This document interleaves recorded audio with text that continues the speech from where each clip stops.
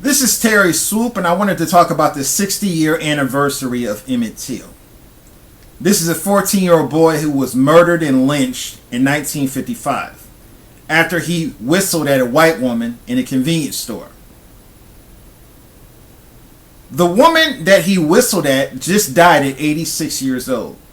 The woman's name is Carolyn Bryant, if I do believe so. This woman was never prosecuted. She was never charged with any crime. And she's the woman that caused Emmett Till's death. If it wasn't for her going to her husband and saying she was assaulted by this black boy in the store, Emmett Till would have never been murdered. He would have never been killed. And it just goes to show how a lot of women throughout history can get away with instigating murders and crimes. The same thing happened with Rosewood. The Rosewood incident, where an entire town of black people were lynched in the 1930s. They were lynched and murdered because this white woman accused a black man of raping her when she was never raped by anybody. She just wanted to see black people get lynched and killed. And nobody was ever charged or prosecuted for the murders that happened during the Rosewood genocide. It just goes to show how unfair the justice system has always been in America. I think it's gotten better over the last 50 years, but we still have an injustice with the system throughout the history of this country and right now. Especially when it comes to women versus men. Women can get away with things that no other person can get away with. Especially white women. I just think this woman should have never been allowed to get away with causing Emmett Till's death. This woman should have been charged and prosecuted along with her husband. Her husband's name was Roy Bryant. Roy Bryant is the man that lynched and murdered Emmett Till, along with his brother. Not only did they beat Emmett Till to death, after they beat him to death, they shot him in the head, and then they took a lawnmower and ran over his body with the lawnmower. And then they took his body and threw it in the river. And that's why this case got so much attention, because they overkilled him. They didn't just kill him, they overkilled him. And this is one of the things that set off the civil rights movement in the 1950s. A lot of people believe the Rosa Parks incident is what started the civil rights movement. It's actually Emmett Till's murder that started the civil rights movement. I think the Rosa Parks incident, that was the last straw. That was the last straw when people just said they're sick and tired of being oppressed by white supremacy and racism. And that's when people rose up and marched against the system. And like I said, we still have problems in today's society, but it's nowhere near as bad as it was during our grandparents' generation. A lot of the younger people today, a lot of younger black people today, they think they're being oppressed the same way our grandparents were oppressed. We are not being oppressed the same way our grandparents were oppressed.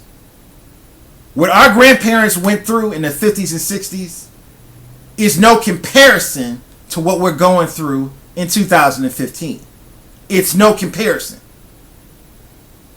Any black person can eat at a restaurant. Any black person can start their own business. Any black person can go drink at a water fountain where they want to go drink at a water fountain at. But 50, 60 years ago, it wasn't like that. Everything was segregated. You were oppressed in everything you tried to do. If you wanted to work a job, you couldn't work a certain job. If you had to go to you had to go to the worst bathroom. You had to go to the worst everything. In today's society, you don't have any of that. The racism that goes on today is it's more behind closed doors. Most racism today, it's usually behind closed doors. Like if you come across a racist white person, they're not going to say anything racist to your face. They're going to say it behind closed doors. They're going to say something racist about you when they walk away. Most of today's racism is verbal. It's mostly verbal racism. You don't really have as much systematic racism in today's society as you did 50 and 60 years ago.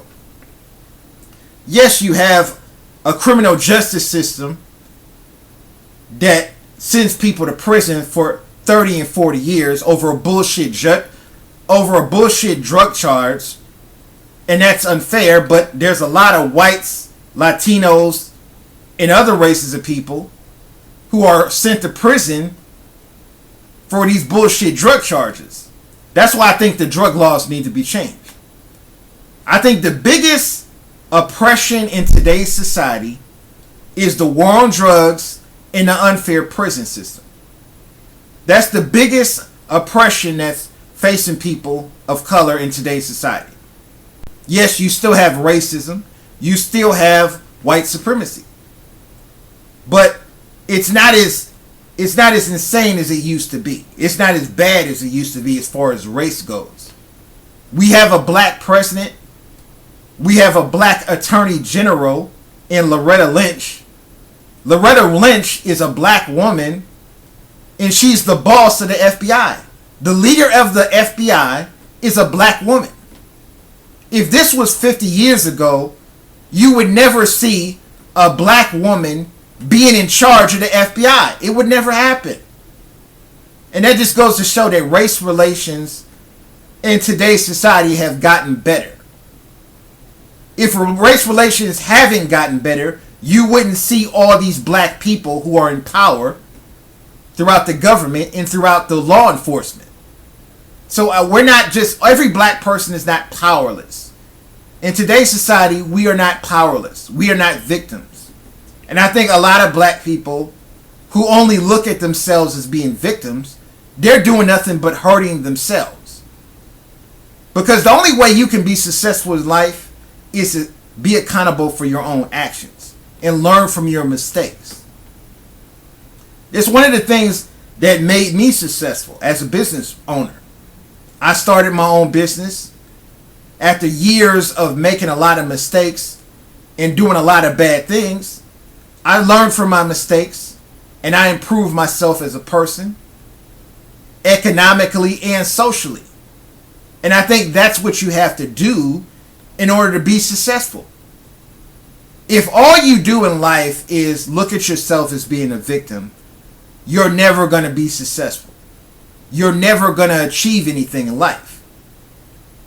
So when I see a lot of these people who just want to blame racism for all their problems, when I see a lot of these people who say they can't do anything because of the white man, they can't do anything because of white supremacy, you're never going to do anything in life. You're never going to achieve anything if all you do is look at yourself as being a victim. Yes, we all know racism exists. We all know there's racist people in every race. But I think people need to stop blaming racism for their failures. Yes, we have a corrupt system. We have a corrupt government. We have a corrupt laws, but that doesn't stop you from being successful. It doesn't stop you from achieving things in life. If you failed in life, you have nobody to blame but yourself. In 2015, any person can be successful if they work hard and put their mind to it. A lot of people have different opinions about this topic. Leave a comment, rate, and subscribe.